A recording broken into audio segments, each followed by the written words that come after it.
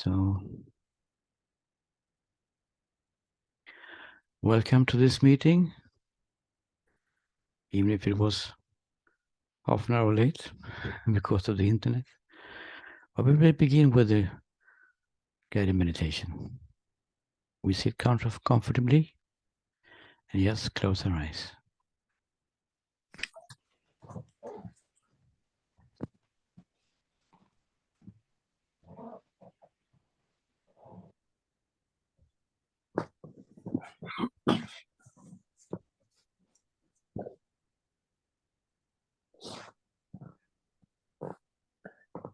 Rasa, can you take off your microphone, please? Ah, good. Good. So, we're just landing on this spot now.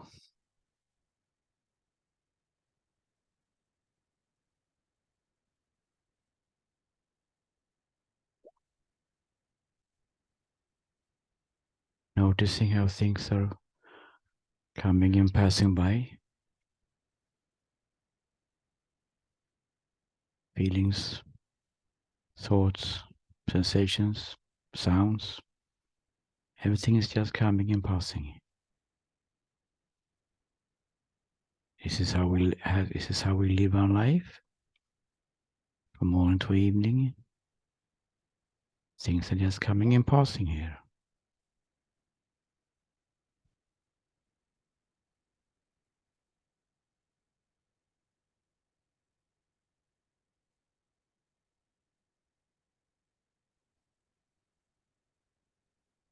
And usually we're very fascinated by this. We want to have specific experiences, specific feelings. We like to think about something. But in this meditation, we're not interested in anything which is coming and going. We just leave it alone. You just allow this moment to be exactly as it is already. Without any ideas how it should be. Not pushing away anything. Not involving anything. Not interested in anything. Everything is welcome to be exactly as it is in this moment. Even thoughts are allowed to be here. We don't try to push away any thoughts. They are part of the meditation. But we are simply not interested in them. And they usually subside after some time. We just sit here, allowing the moment to be exactly as it is. Not interested in anything and doing absolutely nothing.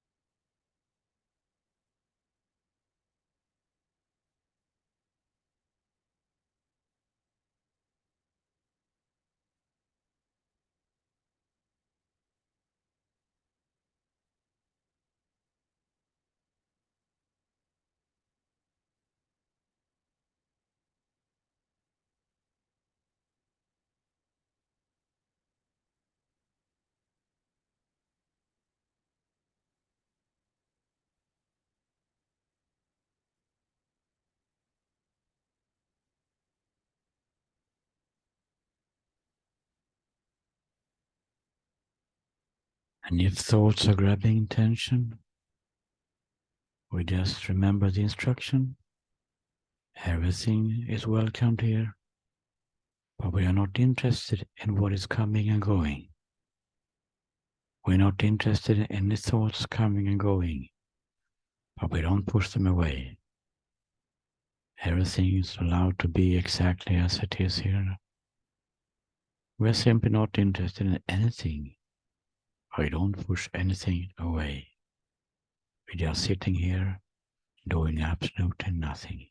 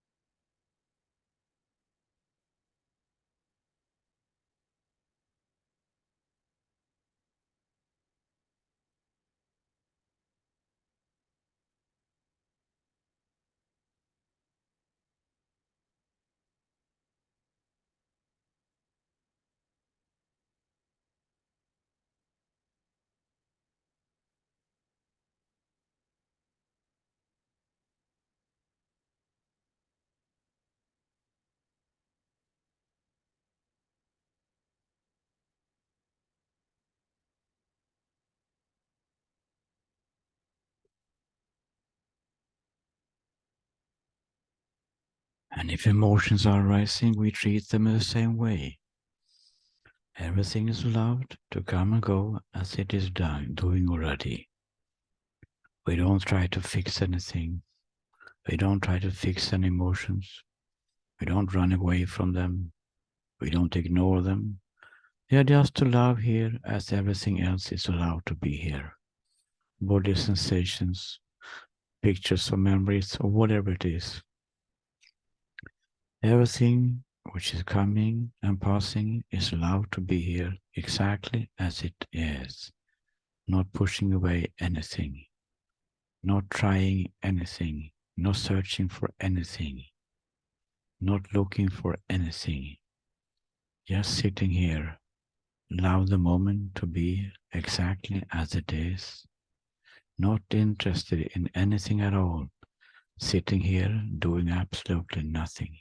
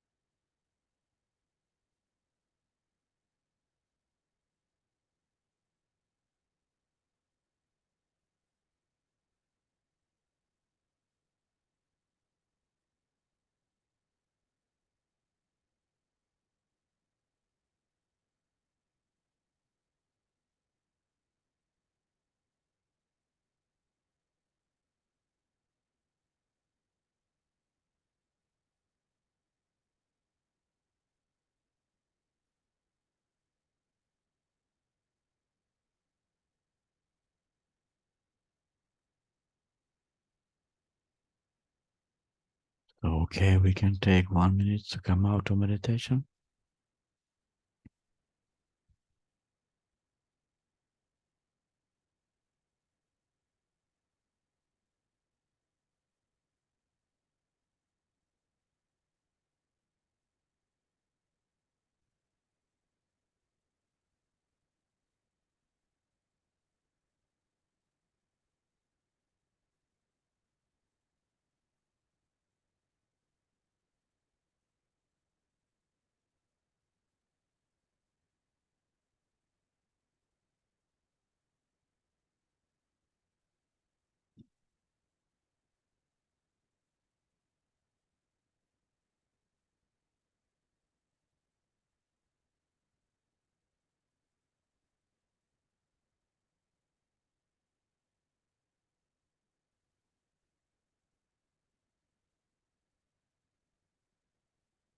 So it's time to make the final step. Most of you have come to individual sessions, and we have been working with this concept of me, the person. We have seen that the problem we have in life are connected to the belief in a person. We have seen that there are hundreds of ways that this person can show itself, from morning to evening. It just changes clothes, beginning with I am hungry in the morning. Actually, it's the body which is hungry, but we say I am hungry.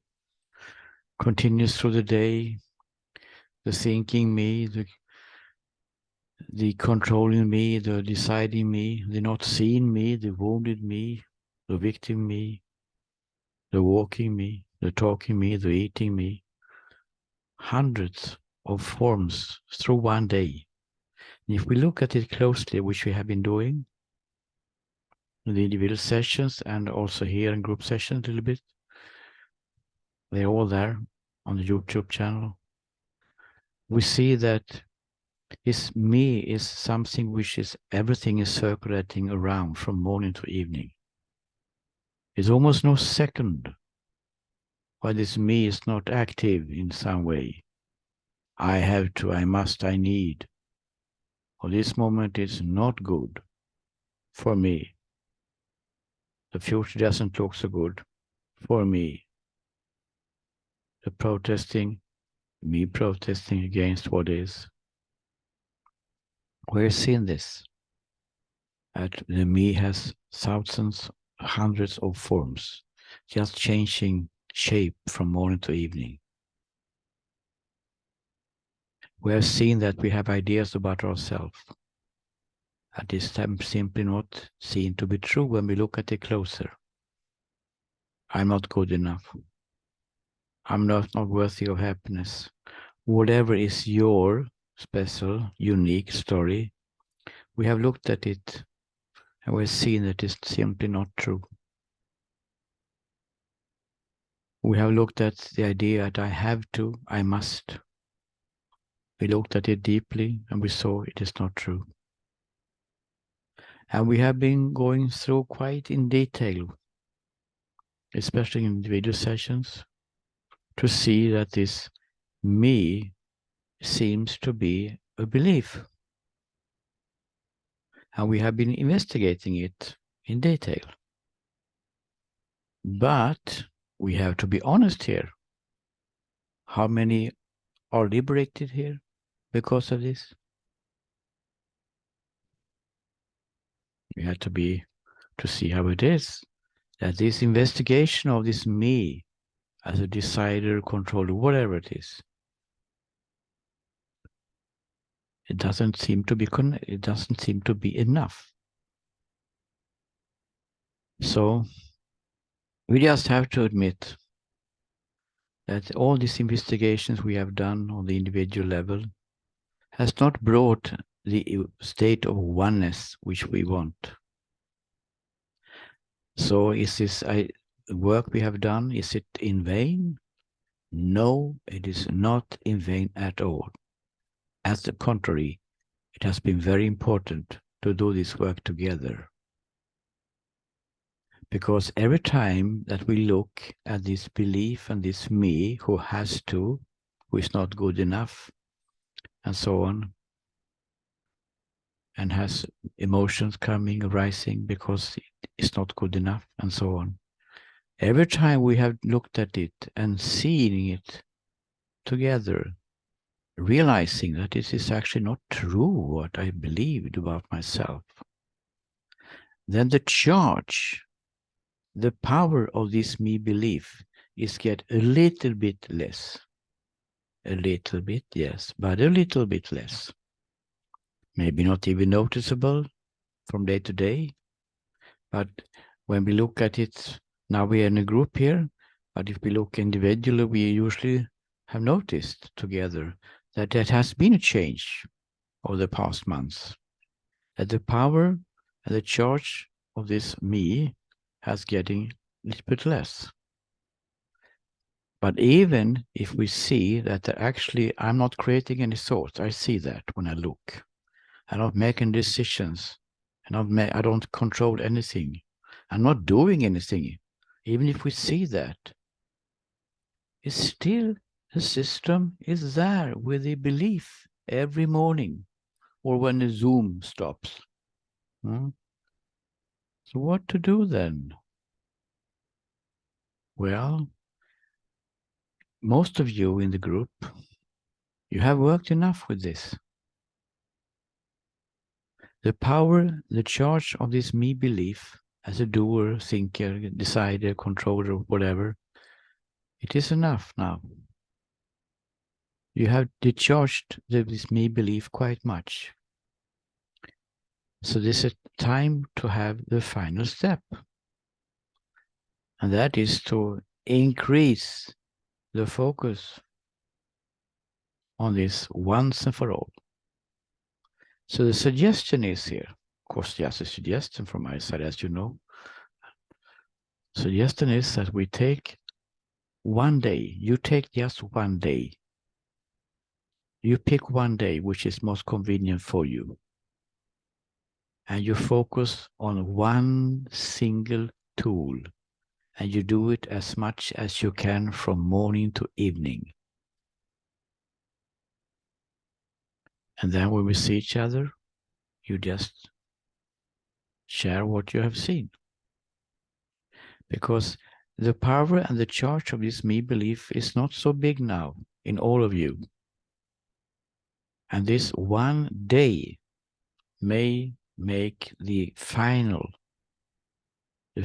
give a final result of seeing the oneness state, which is already shining inside you now, but it's not seen because the belief in this separate me as a doer, thinker, and so on, controller, decider. So the suggestion is take one day. An ordinary day is not a retreat. It's not about silence at all. You just take an ordinary day where you're active, but you put in this little tool which takes 1 minute to do as often as you can during that day. And we don't expect any results. No expectations. We just do it. And then we just carry on what we are doing the other day. We do it again, and we do it again, and do it again. In this way, we will deprogram our system. We'll take away the habit of just always thinking in terms of this personal me, which don't exist, but that doesn't matter if you hear it, because it's only a theory for you. It has to be seen, has to be realized. But as we have noticed also, we can't talk to the mind. We can't say to the mind that you see here, we have evidence that when I look for this me, I don't find any thinker, I don't find any decider, I don't find any controller, I don't find any doer, I don't even find any perceiver. And the idea that I'm not good enough is not true either. It doesn't matter how much evidence we put on the table on this thinking mind in the courtroom, so to speak. It doesn't take it. Oh, but it's still there somewhere. You haven't looked deep enough. So we can't discuss with the thinking mind about this. The belief in a person, me, as a responsible one, has been planted into you when you were 2 years old.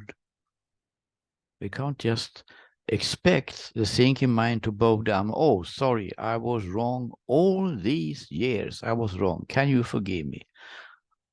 It will never happen, probably. And should we wait for that, or should we do something else? So we do something else, which is bye-bye, bye-bye mind. We are leaving you now. You can be there if you want to, but we are going somewhere else. We are going to the experience. We are going to the now. We are going to the present moment. This is the tool you know the tool before, but now we do it in a more focused way. I was a little bit added some components, some elements we add. So the tool is that you sit down, take a deep breath. One deep breath is enough to avoid becoming mechanical and avoid becoming a mind game, avoid becoming a formation. So we take one deep breath first. Wait a couple of seconds, and then you say to yourself in your own language, how is this moment felt if there is no personal me at all? You just let it sink in and wait. That's all. I will repeat the statement. And we can do it together in a while here. How is this moment felt if there is no personal me at all? Just let it sink in, so to speak, and just wait. That's all. No expectations, but you do it as much as you can during one day. Focus. Maybe that will be the end of the whole thing. To finish it all off, because you have done so much work already to discharge this power of this me belief. When we have been doing it a little bit, we have seen also that there is one phenomena which is quite often occurring, and that is resistance. So we need to know a little bit about this because it become more during this one day. Resistance is, of course, quite natural. It will be strange if the mind it doesn't protest because you have been thinking about this personal me and planting it in you, and every morning is just repeating it the whole days. The me, you're responsible. Oh, you're not good enough. Are you lazy? Whatever. So it would be strange if it would not be in a protest. It's usually coming. It can be in terms of a resistance, feeling resistance. It can be tension. It can be fear. In whatever way, we cope with it in the same way. You just feel it. It's very important instruction. It's not about allowing it. That is too distant. We feel the fear completely, or resistance or tension or whatever it is. You feel it totally. You give it room. You give it space. Finally, it can express itself because that is what it wants, so to speak. And we just say that now the stage is yours. The time is yours. You can do it as much as you want and as long as you want in any way expressing itself. And it will change, usually, goes in waves and so on. And then you will notice this test takes a couple of minutes usually. It's amazing how long we are waiting for this resistance to be felt instead of trying to avoid it or run away from it or fix it. After some minutes, usually, something else is happening and the resistance is not there. And everyone is unique here, so I will not tell you what's going to happen because then you will be looking for that. I will just say that it is a very smooth process usually. It can be a little bit painful in the beginning, but it very shortly subsides. And it's important because this resistance is, of course, the resistance to let go of the personal me belief. It doesn't have to come. Everyone is unique here. But if it comes, now you know a little bit how to cope with it. So, if you feel drawn to this, you feel that, this is actually interesting, fascinating, or whatever however you view it, you just pick one day And then when we see each other in the group session or in a individual session, we just talk about what happened. And you can also, of course, text me on WhatsApp and asking questions about this. But now I will be open for questions around this. Maybe you can have questions around this first, and then we take other questions.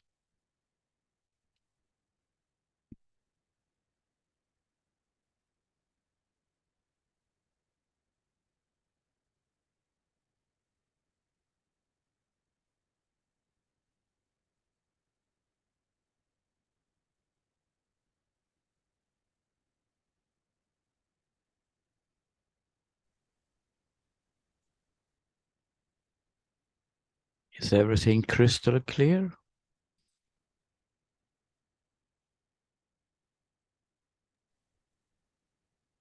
Hi, Chris. This is Kaushik. Am I audible? Hi, Kaushik. Can I see you? Can you open the video?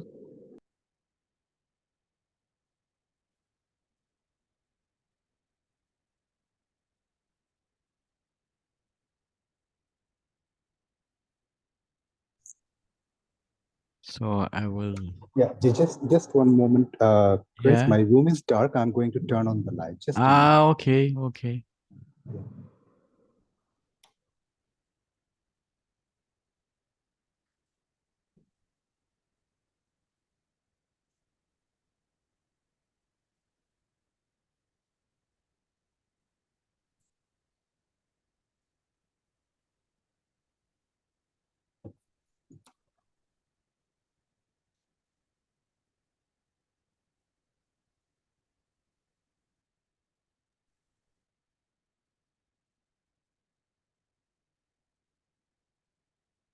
So we're waiting for Kaushik from somewhere in India. I don't know where you are just now.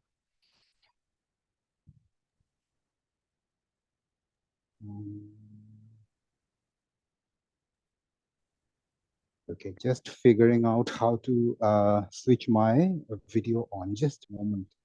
Okay.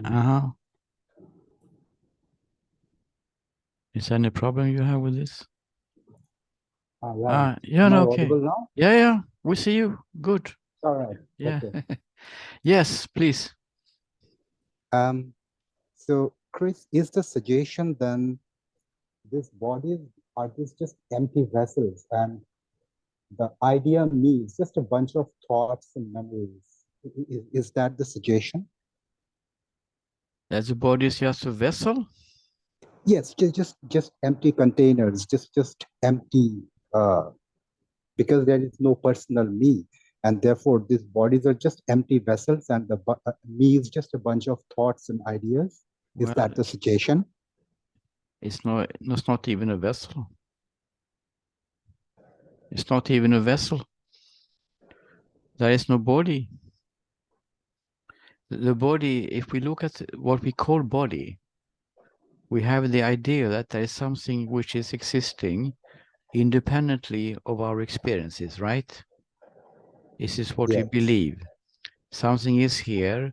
It's here even if I don't experience it. We expect it to be there in the morning. We have been sleeping without experiencing it. We expect it to be there in the morning, and it is.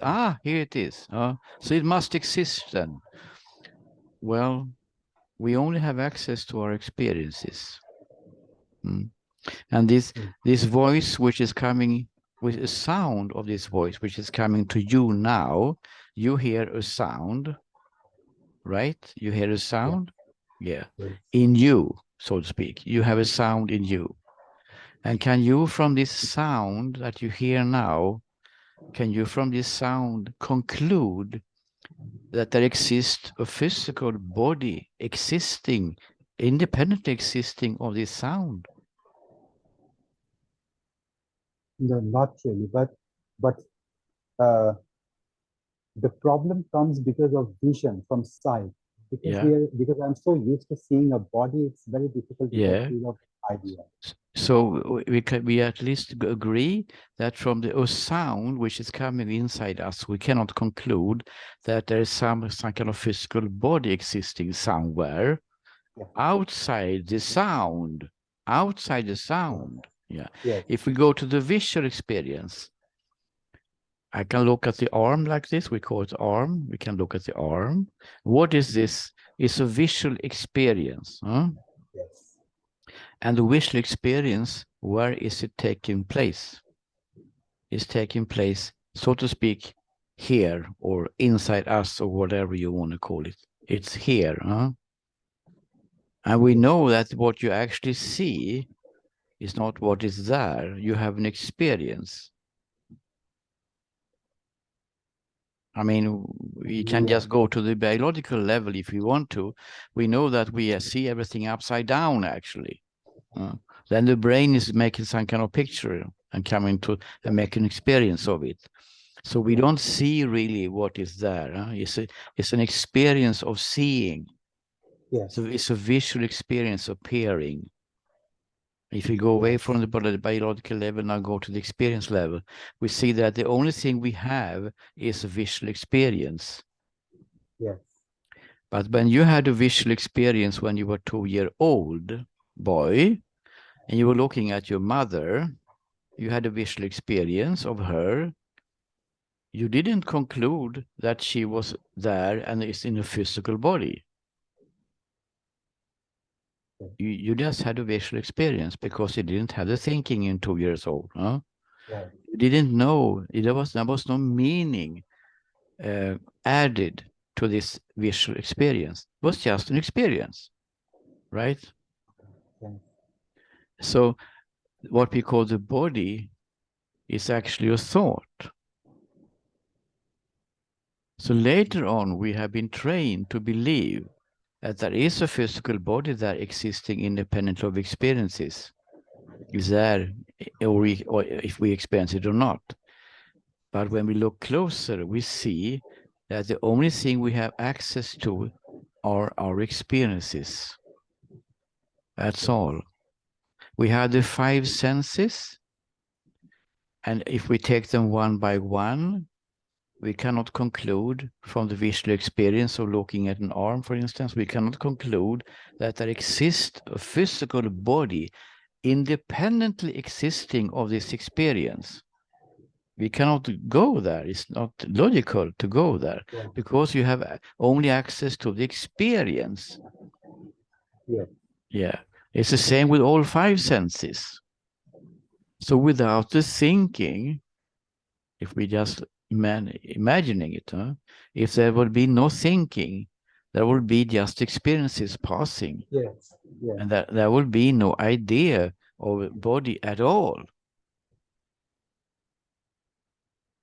Yes. There will be just 5 types of experiences coming and going. And then the thinking concludes, there is a body here. Yes. We have believed that because we are trained to believe it by our parents and the environment. But there is no proof for this. I'm not saying, important here, I'm not saying that there is no physical body. I'm not saying that. I'm just saying that we cannot know. We can never prove it. You can never go there and check. That is the problem. Because our checking, I see it now, was in the wardrobe hiding. That will just be a new experience. Because we only have these experiences.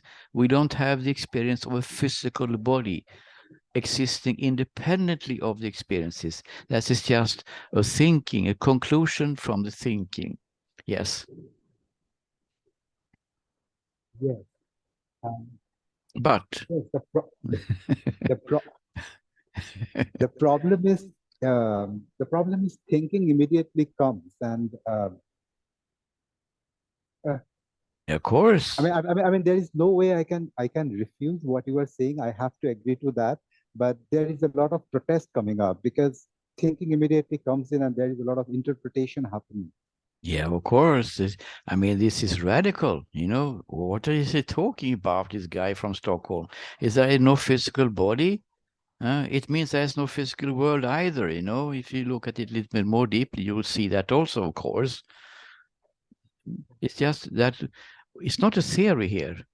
It's not some kind of esoteric teaching or Advaita Vedanta or something. It is yeah, investigating. We are investigating, and we see that this is actually true. The only means we have to as an evidence for that the body is existing independently of experiences are our experiences. That is, we don't have anything else. The rest is thinking. So the thought has been trained there. Of course, it's protesting. It can have. I don't think the thinking mind ever will accept this. Actually, you cannot wait for that one to accept it. We just have to realize what we see when we look, not think about it, no theory. When we look, we see this. That is actually a belief. The body as a physical body existing independently of experiences is just a belief. And of course, it has some consequences, huh? Actually, many consequences, but one of the deepest one of the main one is the talk about death. Because we believe that we are dying one day. And first we believe that there's a me here who is connected to this body. That is the first thing. Most people think that they are connected to the body. So when the body dies, I die. An awful, horrible thought. We don't want to talk about it usually. We don't want to look at it. Even if we see that other people are dying around us, but we don't want to go there because we have the idea that I will die and vanish from earth, even if I'm suffering a lot. But I actually want to live anyway. So the idea is that I will die when the body dies. And if we can see where this simple, which takes just a few minutes when we looked at it together now, that we can't say that there is a physical body at all, which means that there has never been any physical body actually coming to Earth, and there would be no physical body going away. So the death is a new experience. Death is a new experience. In us, so to speak, as an experience, or if you can call it in us, not really true, and also by other people around us. They see it also. There's an experience for them. But in us, there is no death, really. Because what we believe is death, it's a physical body dying. But when we see now that there is actually no proof that there is a physical body, so there's nothing dying. But of course, the idea is still there if we go deeper, that I will die with it. So what is this I then? What is this I which is dying?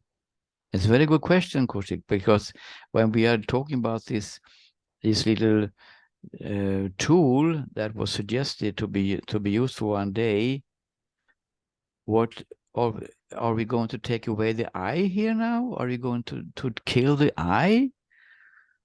No, we're not going to kill the I. We're going to take away this I, which is a belief.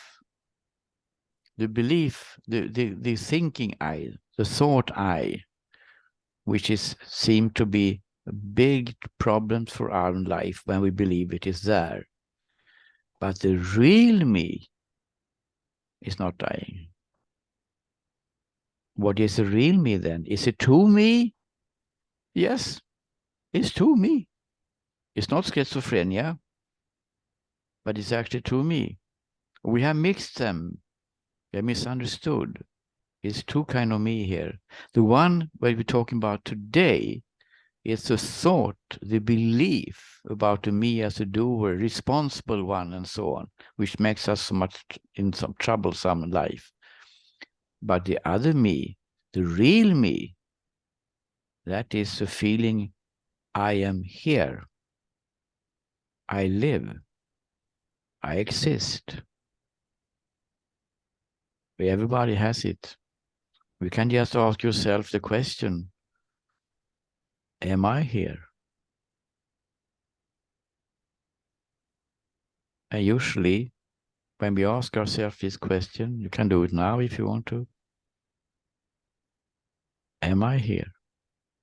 In your own language. And then you come to a place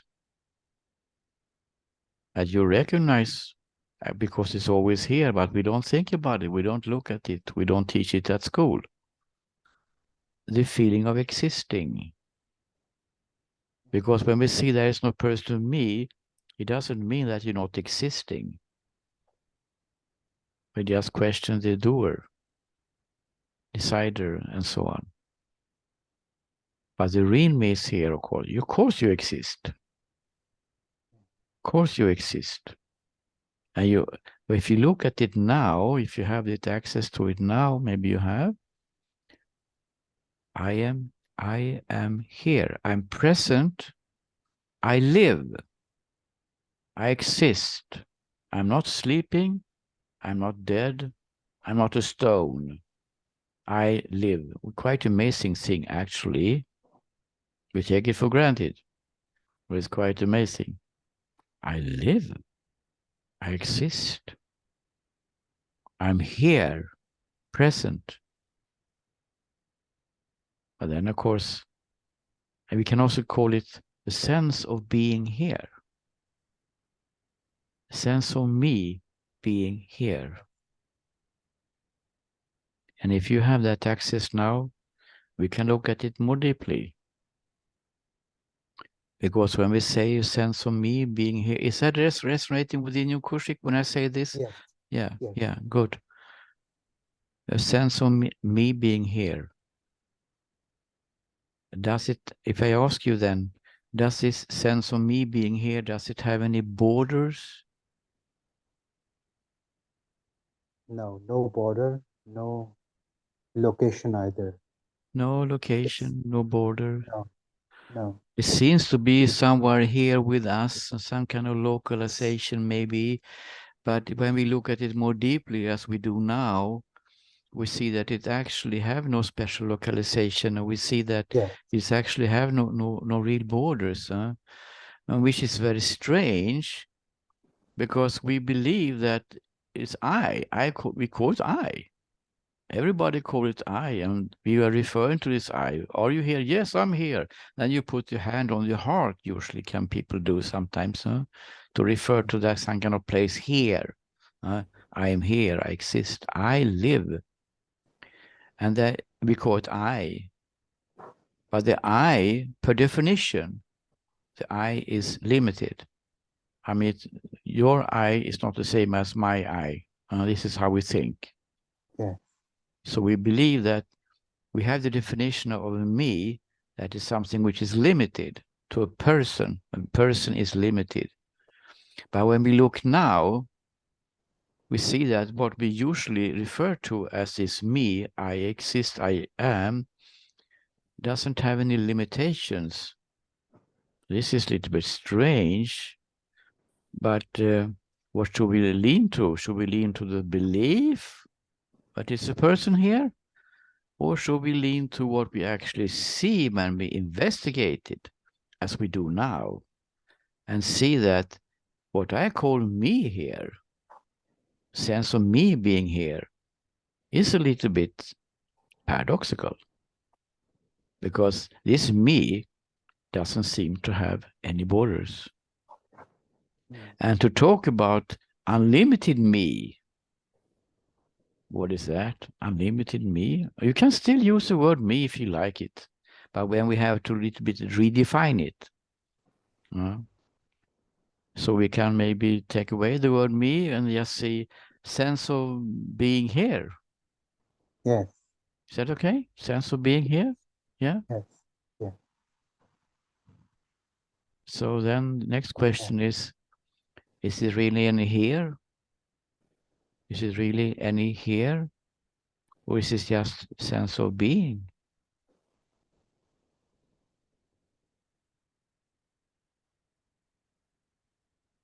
But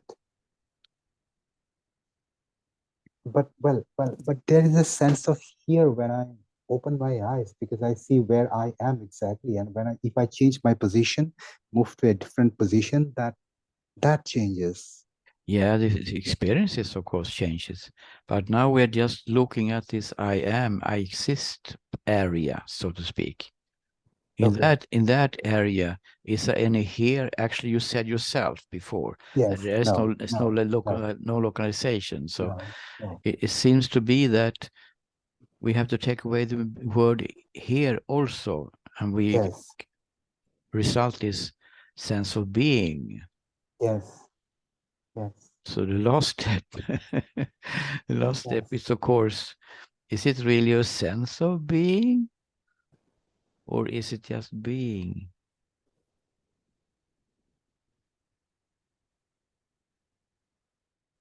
I don't want to put it in your mouth, but I just giving you a little bit of a teaser to look. Is it really a sense of being, or is it just being?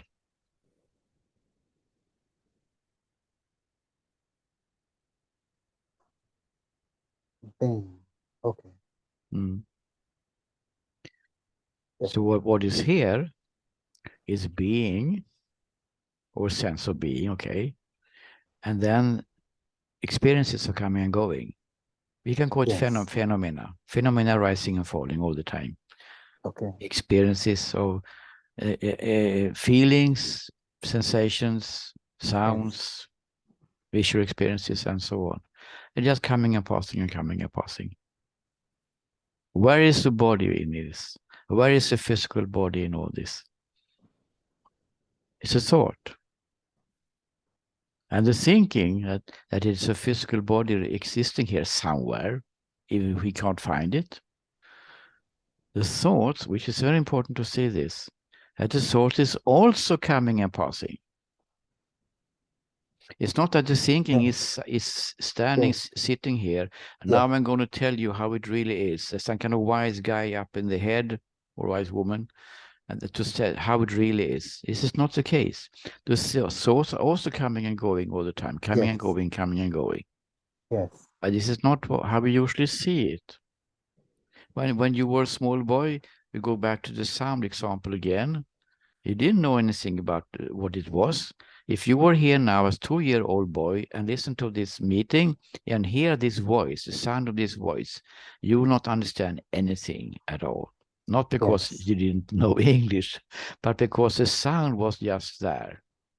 The sound was there without any interpretation of it. Now, in this moment, the interpretation is coming immediately when they hear the sound. And the interpretation says this sound is coming from Christus' voice in Goa, coming to me in my room, wherever you are, Assam, or wherever you are. That interpretation is coming immediately. We don't see that it's actually two parts. The phenomena in itself, whether it be sound or visual experience or whatever it is, feeling, or is just interpreted immediately. Immediately, yes. Yeah. It's only when we hear a new sound, which we have never heard before, then the mind is a little bit confused, what box to put it into before it makes an interpretation of it. But I just want to just show that without the thinking, there will be no story. Yes. Because it is thinking which provides an interpretation of all experiences. And the thinking is very special because the sound itself, we go back to the sound example again, the sound in itself doesn't go outside itself. The sound is beginning and have an end.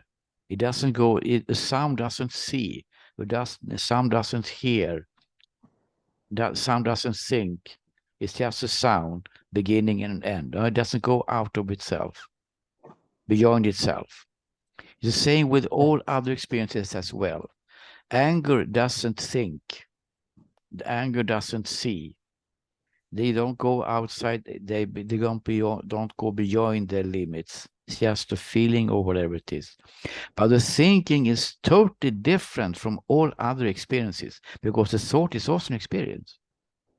The thinking has an ability to interpret, all the other things coming and going. So it doesn't think about itself only, thinking about thinking. That is philosophy. It's also thinking about other things which is appearing at the same time in the experience field, you can call it, and create something out of it which is not there.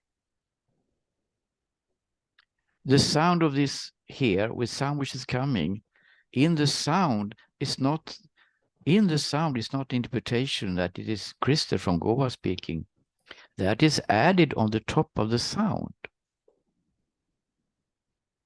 So the children, without the thinking, they will only hear the sound. So the interpretation is not inside the sound, it's added on the top of the sound and creates a story of it. And the story is private. You're interpreting everything that happens from morning to evening, which is coming and going in your way. So the whole story, it's thought construction in everyone has his own private world. It's quite mind-blowing when we start to see it in this way. Yes.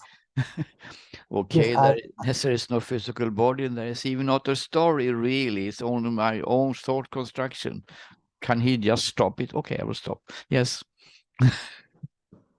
but no, I actually have to agree with you because there is no way I can refuse. The problem is, well, yes, I can intellectually understand that this interpretation is brought in by thinking, but then how do I just hear sounds without interpreting, without putting a meaning onto the sounds?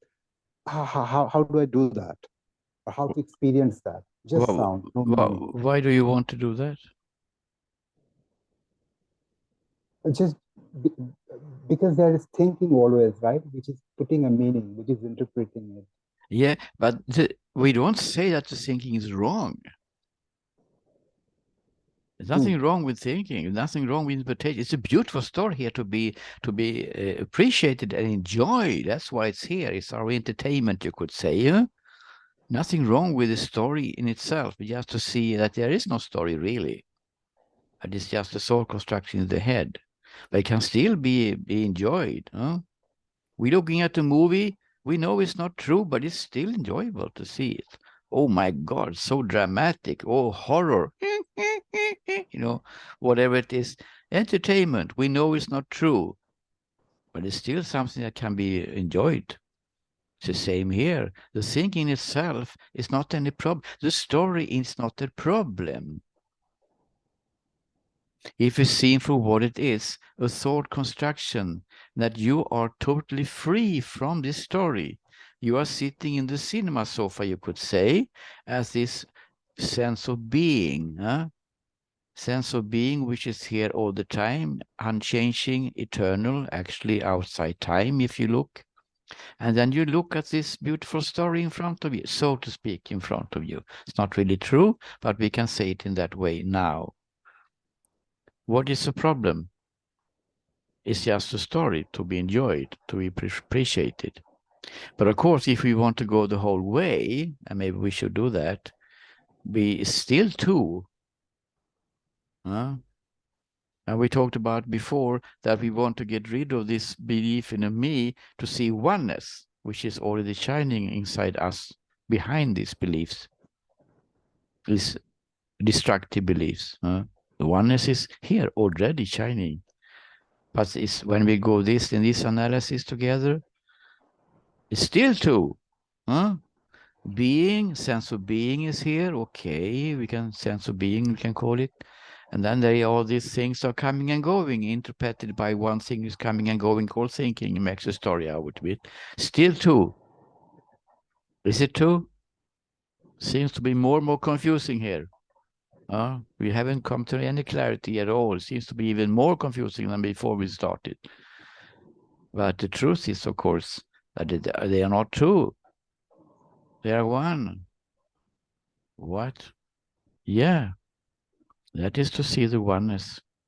Because the sense of being, which is seen as silence, some kind of silence, the sense of being here is actually not only showing itself as this silence, which is also here, this peace, is also that being which shows itself as the story. So you're coming back to the story again. We went away to see this sense of being inside, and now we're coming back realizing, oh, but I am this too. This being is actually showing itself as this story, which is here. I'm usually having this metaphor of ocean to make it more clear, understand it more clearly, that we are the ocean. And the ocean has depths, silence of depths of silence. And then it has these waves. The waves is your story. Feelings, sensations, and thought is one of them, which is interpreting the other waves and call it something. It makes a story out of it. But it's still the ocean. It's still the ocean showing itself as waves, not in waves, but as waves. It's only the ocean. The reality is one, showing itself as this deep silence, a feeling or the experience you could call it, or seeing. There's only being here. Total silence and full contentment, and showing itself as that which is it is, so to speak, seen as a story. It's only being, showing itself as silence and activity. And when we call it activity, we call it story, personal story, seemingly. But there is no person doing anything. That is a discovery, that there is no person doing anything. There is no person responsible. There's no person deciding anything. This decision is one of the waves. The doing is one of the waves. The feeling bad is also one of the waves. The ignorance is also one of the waves. The wisdom is also one of the waves. Intellectual wisdom, that is, thinking. The truth is that reality is one. And you are this, so to speak, not as a person, of course, but it is a truth. And to realize this, liberation is to see this, not as a thought, not as an experience. It's an insight which is not intellectual. It is not intellectual at all. It's an understanding which is non-intellectual. Just seeing, oh, you just see how it is suddenly. We sometimes call it shifts. A shift to a new way of seeing it, but not on an intellectual level. It's a new way of seeing it on a non-intellectual level. Oh, you just know how it is suddenly. Oh, everything is one. There's no things being one. There's no things being one. But that is another subject which is quite maybe too far to go to today to talk about oneness. We had talked about it before. But you just understand that there is only one reality. All reality has the quality of oneness, you could say it better. Showing itself as a deep silence and as this story, with no person. You're totally free, enjoying the show. You thought you were sitting in the driving seat. And now you realize that you have been sitting in the passenger seat all the time. So who is sitting in the driving seat then? I heard the question. Well, if you go to the metaphor again about the ocean, we don't know why things are happening the way it happens. That is philosophy. Next room. But we just see that reality is one. And that reality is showing itself as what is in the present moment. It's the same reality. So in the liberated state, it is seen that only being is. There is only being here, showing itself as this, and now as this, and now as this.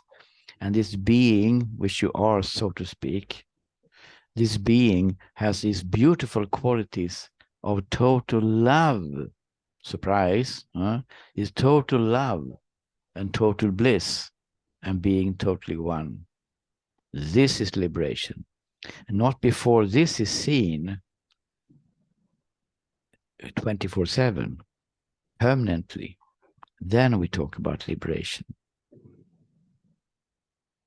This is not ordinary people's reality, I would say. But this is actually what is seen when we discover things, not talk about it. There's no teaching here. This is not a philosophy. It's not any concepts. It's just a description. Important to understand this. It's not a philosophy.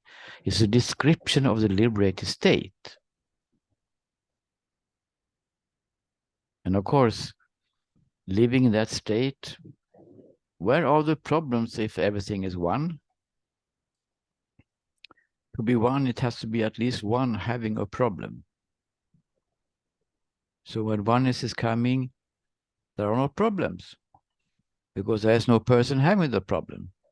Of course, the invoices still has to be paid, but they are paid or not.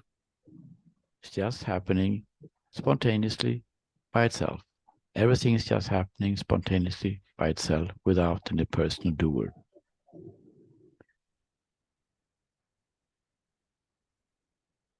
Thank you, Kaushik. Do you have any following up questions or comments? No, just okay. Okay, since we're you gave us a tool to practice that how is this moment felt when there is no personal me throughout the day. So the thing is, when I try practicing this tool, thinking jumps in immediately. I mean, in a moment or so. What to do about that? Just to let go, just do nothing. So first of all, it's not a practice actually. Maybe it's not personal definition, but practice usually means that we do something here to get something there. Huh? We have to have a skill that is practiced, but we're not developing any skill. We are discovering in the moment. This is we're stating the truth in the moment because there is no personal me. So what we are doing is to discover in the present moment how it is when we state the truth. And what is happening when we have done this first part, we are starting it, so to speak. Then that's the end of our business. That's the end of it. We just say, how would this moment be felt? If there is no person me at all, letting it sinking in and just wait. That's the end of your business. What happens then, it doesn't matter.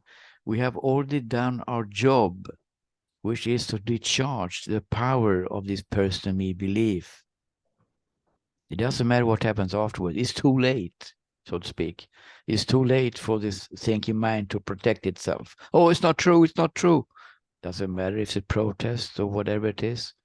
You have done your job. Actually, you're not doing anything, of course. It's the truth doing it.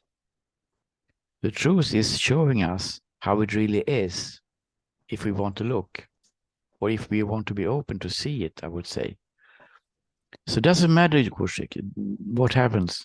You just do it, and it doesn't matter what happens afterwards. And then you can do it a little later. We don't do it the whole days after. I mean, we don't sit hour after hour after hour. It's not the meaning of this. No, because that will not help actually. Because if you do it 50 times during 1 hour, then you don't do it at all the rest of the day. It would be like you're going in a retreat, and that is what we're not going to do. Retreat is a trap. Retreat is a trap. The meditation is a trap. Because during the meditation, during the retreat, of course the person in me is not active because of the situation, the circumstances. Because we in the meditation, you're not supposed to be interested in any thoughts, including the thoughts of a personal me as a doer. So it's not active there. Of course, it feels good. It doesn't solve any problem. The person in me grabs again when we come out. So it's better, I think maybe I have to be clear on this. Very good that you brought this up, that we're not doing it 1 hour and then we are free the whole day. That is not the idea. Thank you for this. We're going to repeatedly attack it. If you do it every 10 minutes or every half an hour, every hour, it's up to you. It's maybe according to what is most convenient for you in the moment during that day. But to repeatedly propaganda, reprogramming the robot-like behavior of the mind to always come in with the person me as a filter. It's a filter which is the first page or whatever happens is a filter, me. Good question. Thank you. Thank you, Chris. Something else, friends? We have something here. I don't know if it was. Okay.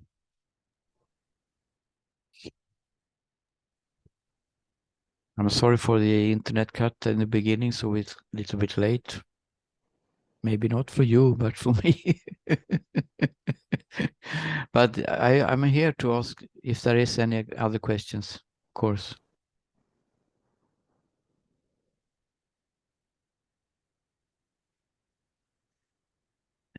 I'm looking forward to hear from you, some kind of report or sharing what has happened when you do this. And because this is so important, and many of you in the group have around 70 people coming every week. And some of them are today here, and some of them will come on Saturday, and others with Russian translation on Sunday. So I will use these two following meetings also to this.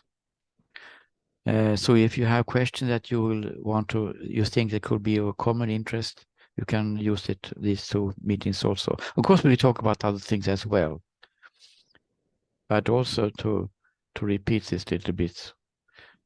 So if you want to hear more about it in detail, you can of course listen to this video, or you can come to the other meetings also, and we talk about even more in other aspects that we have been doing today, maybe. Could be good. Okay, friends, thank you for today. See you soon. Have a nice evening. Thank you very much. Thank you. Thank you. Thank you, Steve. Thank you. Bye-bye. Thank you so much. Bye, everyone.